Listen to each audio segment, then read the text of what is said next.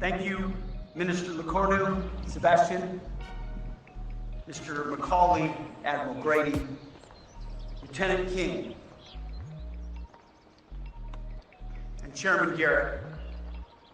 Thank you to our distinguished guests, none more distinguished than our veterans. Thank you for being here today to commemorate the 81st anniversary of D-Day. It is a sheer privilege to stand in this cemetery among heroes and before God. An incredible monument to the sacrifices American warriors made on the beaches of Normandy. As I stare at that flag, we are forever grateful to the French government for dedicating this land as a resting place for our men. It's also an awe-inspiring sight to see the American flag flying here above thousands of crosses and stars as a tribute to our very best. As the former superintendent of this cemetery used to say, there they are, still serving their country, a living reminder. 81 years ago, Hitler thought his Atlantic Wall was impenetrable. Many agreed. He clearly had not met enough Americans. A more daring assault had never been planned. The task was daunting, a frontal assault across the channel on beaches and cliffs strewn with obstacles and defended by heavily fortified bunkers. Our only advantage was that the enemy underestimated the strength of the Allied war cause. The invasion would include brave troops from the US, Great Britain, Canada, France, Australia, New Zealand, South Africa, Belgium, Norway, Poland, Greece, and Holland. On the ground, the French resistance covertly aided the effort. And as the troops loaded into their ships, planes, and landing craft, they received copies of an order from General Eisenhower, reminding them of the stakes of their mission. I have a copy right here. He wrote, "You are about to embark upon the great crusade toward which we have striven these many months. The eyes of the world are upon you. The hopes and prayers of liberty-loving people everywhere march with you. In company with our brave allies and brothers in arms on other fronts, you will bring about the destruction of the German war machine, the elimination of Nazi tyranny over the oppressed peoples of Europe, and security for ourselves in a free world. Your task will not be an easy one." He ends by writing, "And let us all beseech the blessings of Almighty God upon this great and noble undertaking." Now that's a mission statement if I've ever heard one. Those words, along with ceaseless prayers to the Lord Almighty, willed our troops as they pushed off into dark and choppy waters. They prayed, they smoked, they joked, they rode home, they looked at photos. They knew many of them would not make it out alive. And they would have to rely on each other to succeed or to just survive. The assault began quietly before dawn on June the 6th, with radio silence as paratroopers and gliders landed in the early hours. These men flung themselves into the abyss of night, lit only by the fire of German tracers. Later that morning, the greatest amphibious assault in the history of mankind began in full force. Our men pushed through the waves and flung themselves upon the sand. The courage it took to do this is unfathomable. The first groups were decimated. Thousands of young men lost their lives, cut down by the barrage of machine guns and mortars. But they never let up. Our warriors never faltered, God at their backs. As they forced their way inland, the Atlantic wall began to crumble. It is these men and their bravery whom we are here to celebrate and remember. A generation of farmhands and city kids, baseball players and shopkeepers, big towns, small towns, rich, poor, who were forged and hardened in the Great Depression, hard men forged for hard times, ordinary men who mustered extraordinary courage.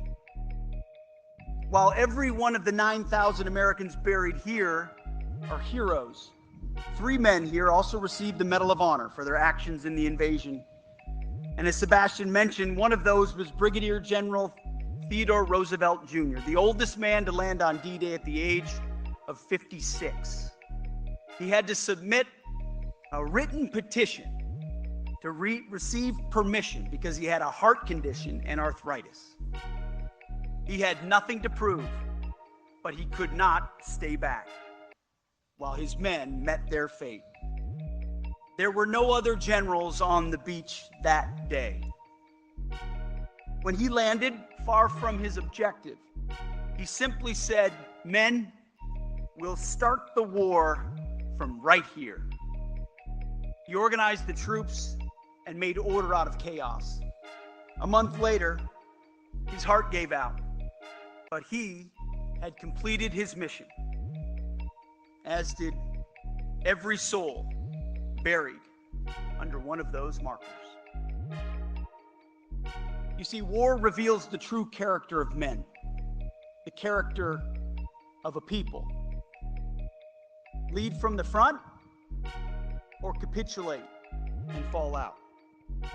To walk over or run, if you can, carrying equipment over that open beach as shells and bullets thunder around you again and again, I cannot imagine. Could you do that? Could I? Could we? As we know, we have a number of these warriors with us here today. These men, boys then, were part of those landing forces. They embody the warrior ethos. We have many other men here today who served in France and across the world in that war. To that I can simply say, gentlemen, thank you for your service, for your sacrifice, and for your bravery. That day and those days that followed turned the tide of the war and history itself. In the 2 months after the invasion, the Allies poured more than 2 million troops through the hard-won opening in Normandy. Without Operation Overlord, without the sacrifices of American, French, British, and other Allied powers, we would not have the free world. This day, June the 6th, is the price of freedom. We remember the losses, we celebrate the victories, we rededicate ourselves to the fight for liberty, security, and peace. And again, we should ask ourselves, could I do what they did? Could you?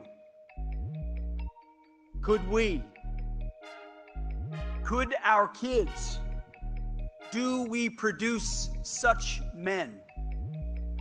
How do we produce such Americans? Our civilization today and going forward must answer those questions. You know, I wrote this speech before this morning, but this morning I got my answer. This morning I had a chance to do PT with Army Rangers on the beach, on Omaha Beach. I got my answer to those questions. With the sun rising with the Ranger Regiment. Yes, we do produce such men still. from far-flung places willing to traverse the entire globe to defend freedom. I had a chance this morning to run with a young ranger whose grandfather was liberated in the Philippines by the 6th Rangers. He joined and he didn't even know that. The legacy of Americans around the world for freedom. You know, as we ran on that beach this morning at 6:30 as the sun was rising, about the same time those first landing crafts landed, didn't look much like a battlefield.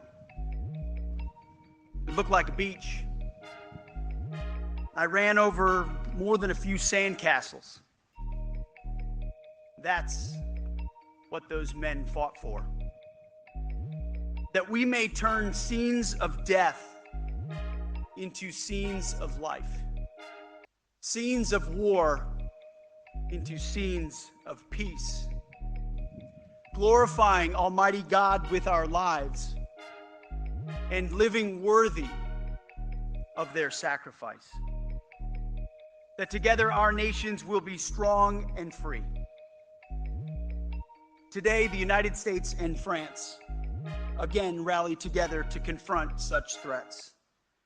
Because we strive for peace, we must prepare for war and hopefully deter it. We must ensure that our children and our grandchildren know what these men did, that they understand. I used to say, and it's a cozy thing to tell ourselves, especially after World War II, that they fought so that their kids and grandkids won't have to. And in some cases, that was true. But in most cases, they fought and we fight knowing that our kids and grandkids will have to be willing to do the same as well. Because history is not over. Evil has not been eradicated from the globe. Good men are still needed to stand up. America will require such men. The world will require such men. And therefore, we must teach our kids and grandkids to understand, to remember, and to live worthy. Our world is a better place when Europe and America are strong, free, and independent. France understands this well, and so do the men buried here, and so do the men sitting before me. Our nations together have endured a bond intertwined by history, and we share this hallowed ground underneath our feet, dedicated and consecrated by the blood of our heroes. Our moment today is an echo. It's an echo of theirs. And may we live worthy of them. It is truly one of the honors of a lifetime to commemorate the sacrifices of D-Day and celebrate the freedoms of our two nations. God bless you all, and may God bless our warriors.